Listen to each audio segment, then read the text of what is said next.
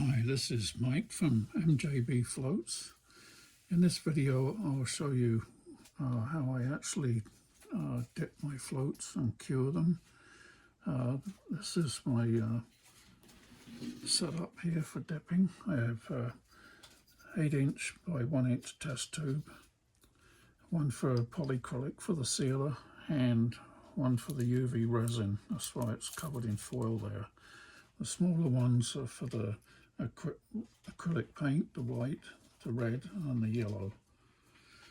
And this gizmo on the back is where the float hangs up to drip.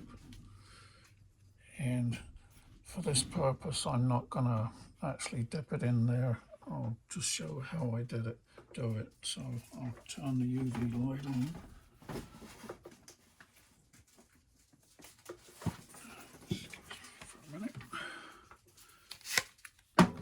This is inside the tube. You can see the LED strips. There's 5 of them in there.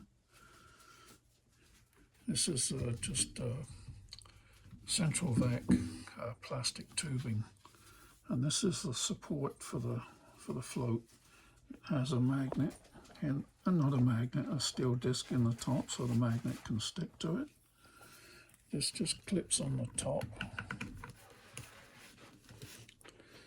Now the float, you take it off of here and slowly push it down into the UV resin until the resin just gets to the bottom of the stem. Don't go too far, and then slowly pull it out. Try to avoid touching the sides, otherwise you'll dip it again. Then bring it up. Get it on the, clip it on the magnet. It can drip back into the tube. It might take 10 minutes or so.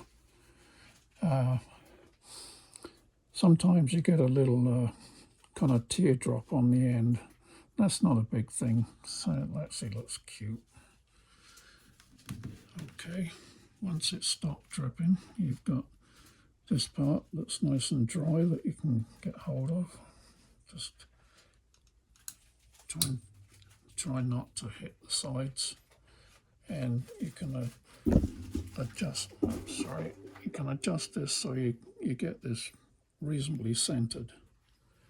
Then just gradually pull this down and let it run for the 2.5 minutes, which is what my tubes take, 2.5 minutes. And once that goes off, then you can bring the float up to the top and take it off with the magnetic holder. Now your float's completely dry, nice and smooth. It gets a bit warm inside the tube, up to maybe 50 degrees C after it's been on for 5 minutes, and that's actually a good thing because the elevated temperature lowers the viscosity of the resin and helps it flow a lot better.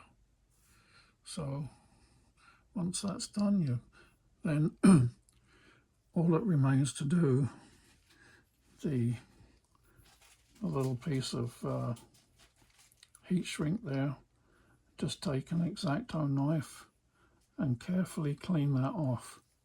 Don't push down on the magnetic holder, the button at the end. It'll break this thing. So cut that heat shrink off first, and then then you'll be able to release the float from the eye. And the heat shrink here, it helps to stop the resin from getting into the eye, because it's a little bit of a pain to pick it out afterwards. But as I mentioned, when you dip it in the resin, just to here, to the bottom of the stem, don't go up here, otherwise it will make this difficult to get off. Okay, that's it for today. Thank you.